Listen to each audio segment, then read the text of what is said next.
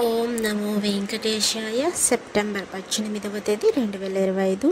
ఈరోజు టోటల్గా SST tokens రేపు దర్శనం చేసుకోవడానికి, అంటే 19వ తేదీ దర్శనం చేసుకోవడానికి ఈరోజు 10,000 టోకన్స్ అయితే వదిలారండి.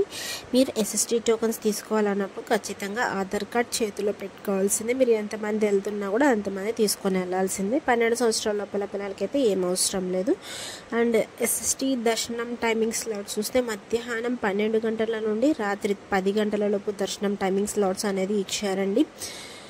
అంటే దీని మధ్యలో మాత్రమే ఉంటాయి టైమింగ్స్. మీరు ఎస్ఎస్టీ టోకన్స్ తీసుకున్నట్టయితే ఈరోజు ఈ టైమింగ్సే ఉంటాయి. అండ్ డీడీ టోకన్స్ కూడా సేమ్ ఆధార్ కార్డ్ తీసుకొని వెళ్ళాల్సిందే పక్కాగా, లేకపోతే మీకు చేతికి అనేది ఇవ్వరు. ఖచ్చితంగా ఆధార్ కార్డ్ ఒరిజినల్ అయినా పర్లేదు, జిరాక్స్ కాపీ అయినా పర్లేదు. ఈ రోజు అయితే 3,000 టోకన్స్ అయితే వదిలారు, డీడీ టోకన్స్. ఇది కూడా రేపు దర్శనం చేసుకోవడానికి, అంటే 19వ తేదీ దర్శనం చేసుకోవడానికి ఈరోజు 3,000 టోకన్స్ అయితే వదిలారు.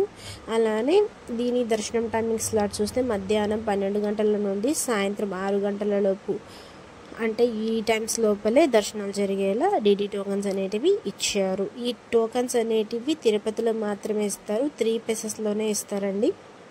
రూపాయి కూడా కట్టాల్సిన అవసరం లేదు, అన్ని ఫ్రీ టోకన్సే.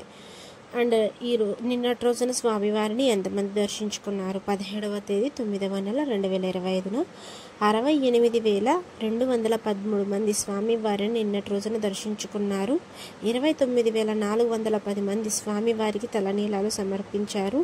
2,86,00,000 రూపాయలు హుండీలో స్వామివారికి భక్తులు కానుకలుగా సమర్పించారండి నిన్నటి రోజునైతే.